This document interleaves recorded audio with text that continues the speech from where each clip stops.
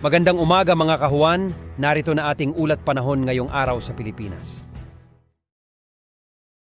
Ngayong araw, asahan natin ang mataas sa tsansa ng mga kalat-kalat na pag-ulan, pakulog at pakilat, pati na rin itong mga kaulapan sa buong Palawan at sa malaking bahagi ng particular na itong western sections ng Visayas at sa Mindanao. Bunsod pa rin yan ng pag-iral ng southwest monsoon o yung hanging habagat sa mga nabanggit na lugar. Sa nalalabing bahagi naman ng ating bansa, kabilang na dyan ang Metro Manila, ay makakaranas muli tayo ng mainit at malinsangang panahon throughout the day. Ngunit mahanda pa rin tayo sa mga tsansa ng biglaan at panandali ang buhos ng ulan na dulot ng thunderstorms. Asahan natin na sa mga susunod na araw, mas magiging maaliwalas na ang ating panahon sa susunod sa malaking bahagi ng ating bansa. Gayunpaman, mataas pa rin yung cloud formation dito sa western section ng Visayas at Mindanao. Dala pa rin yan ng pag-iral ng southwest monsoon o yung habagat. So pagsapit ng hapon hanggang sa gabi, asahan natin ang mataas sa tsansa ng thunderstorm formation sa mga lugar na ito. For the rest of the country, including Metro Manila, gayon rin, magpapatuloy itong mainit at palinsangang panahon, maliban na lamang sa mga tsansa ng isolated rain showers or localized thunderstorms. At sa kasalukuyan, wala rin tayo namamataan or binabantay ang low pressure area o anumang sama ng panahon sa loob at labas ng ating Philippine Area of Responsibility na maaring maging bagyo na posibleng makaapekto sa ating bansa sa mga susunod na araw. Para naman sa magiging lagay ng ating panahon ngayong araw dito sa Luzon, malaking bahagi ng Luzon including Metro Manila, magpapatuloy itong generally fair weather conditions throughout the day.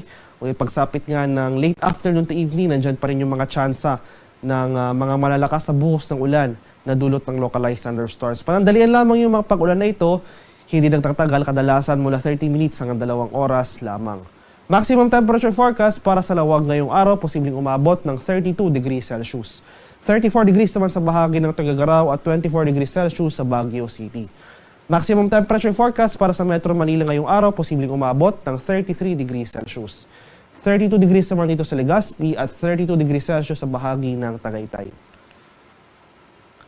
Sa areas naman ng Palawan, Visayas at Mindanao, ito ang western section ng mga areas na ito, buong Palawan, sa mga rehiyon ng Western Visayas, Negros Island Region, sa bahagi ng Zamboanga Peninsula. For today, asahan natin ang mataas na tsansa ng maulap ng kalangitan at mga kalat-kalat na pag-ulan, pakulog at pagkilat. Ngayong umaga or ngayong madaling araw, medyo maaliwalas pa yung panahon dito sa area ng Zamboanga Peninsula. Ngunit mataas ngayon tsansa ng mga kaulapan at thunderstorms pagsapit ng hapon hanggang sa gabi.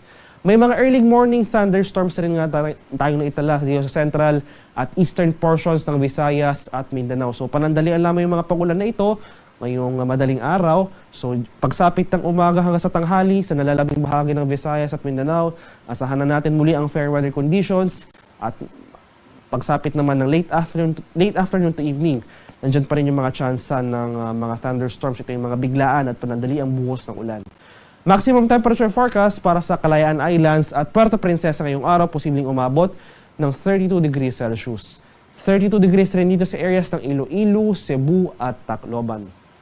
Maximum temperature forecast para sa Cagayan de Oro ngayong araw, posibleng umabot ng 32 degrees Celsius. At 33 degrees naman dito sa areas ng Davao at Zamboanga. Sa kalagayan naman nating karagatan, sa kasalukuyan, wala pa rin nakataas na gale warning sa anumang baybay na ating kapuluan at banayad hanggang sa katamtamang pag-alon na ating inaasahan sa malaking bahagi ng ating bansa. Gayunpaman, iba yung pag-iingat pa rin sa ating mga kababayan na maglalayag sapagkat kung meron tayong offshore thunderstorm activity, ito yung mga pag-ulan sa ating dagat baybayin, especially nga dito sa western section ng Visayas at Mindanao, asahan natin ang posibleng pagbugso ng mga malalakas na hangin kahit ito ang bahagyang pagtaas ng mga alon. At ang haring araw dito sa Kamilaan ay sisikat mamayang 5:40 ng umaga at lulubog naman mamaya sa ganap na 6:24 ng hapon.